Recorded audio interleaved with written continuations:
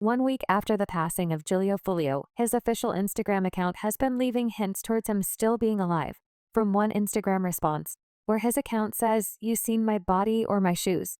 When being told that there is a video of a casket online, to even an Instagram story saying, and I quote, "I'm still standing when the time is right. The truth will come out. You can't get rid of a legend," while sharing a snippet of an unreleased song. When you compare all of the evidence his Instagram account has been sharing to the new police investigation records to Julio's passing, there has got to be something missing, as it would read that Julio Foolio was born June 21, 1998.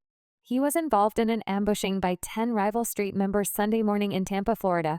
What was supposed to be a celebration weekend for the rapper's birthday ended up turning into the worst thing imaginable. Foolio and his crew rented an Airbnb for the weekend, as once arriving to the B&B, Foolio would share on his Instagram story everything. The pool party start today at 5, 6 o'clock. If you already got the address, pull up, man. You got the address, pull up. If you need the address, DM me right now. The pool party start at 5, 6 o'clock. DM me for the address or DM Foolio booking ESPN. I'm gonna put it right here. We just got here, bruh. You got to add it. You got to add it, man. Push up. We just got to this bit. Tampa, Florida, man. You already got to add it to the pool party. Push up at 5:30, man. Push up at 5:30, man. We finna get everything right. Push up at 5:30, 6 o'clock, man. As the party inside of the Airbnb only lasted 2 hours, Julio was sharing the inside of the party to everyone on his Instagram, mind you. He has over 1 million followers, showing everyone that he was having drinks with women, showing off plenty of jewelry. And everybody inside this was the first mistake of many for Foolio. Not only was he showing his millions of followers his birthday party, and where it was, he was also showing his ops, his every single move, showing that he wouldn't even be 100% if anything were to go down due to what he was taking inside of his party. 1 hour later, the police would arrive to the Airbnb, calling the landlord of the home. They would eventually kick Julio Foolio and his crew out for the night.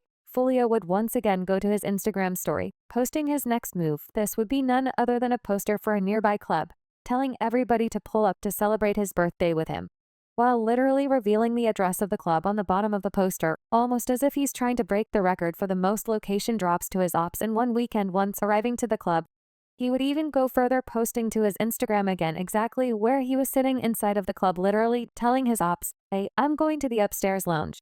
And deep my birthday, man. Everybody coming out the stairs. Yeah, man. You know what I'm saying? You know what I'm saying?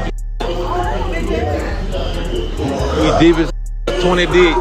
Lit everywhere we. This would give the ops plenty of time to get together, figure out a plan, and scope out the scene of where Julio Foolio's been at. Taking action on the 23rd day of the month was very important to the ops. But more on that later, as when Julio and his crew were done at the club, they would all gather into the parking lot.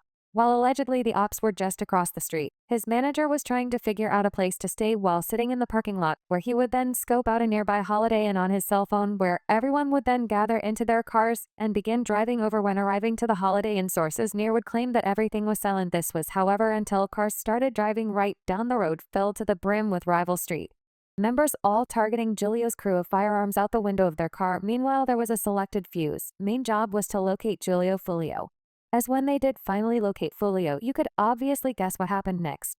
Now, this was a clear retaliation against Julio, especially with it being the 23rd of the month. Foolio dropped a hit track titled "When I See You," making fun of young Ace for losing his brothers on the 23rd of the month. In the lyrics, Julio would rap the lyrics, "Went out to eat on his birthday 4, hit 3 past in the worst way, he kept dissing on me, and now we hit in 23 now." In the present day, those same ops on Julio's birthday would end up hitting a total of 4 people on the 23rd day of the month, having major karma against Julio's disc against Young and Ace's 6 hours.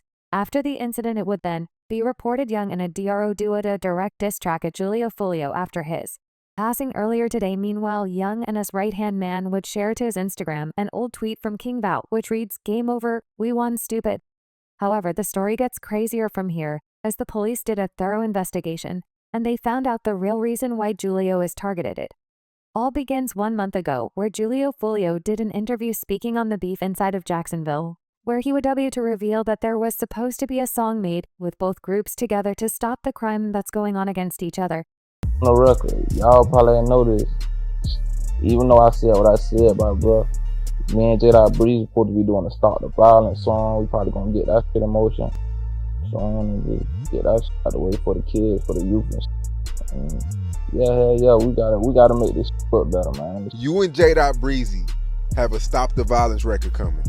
Yeah, that shit, it's talked about. I DM'd about it.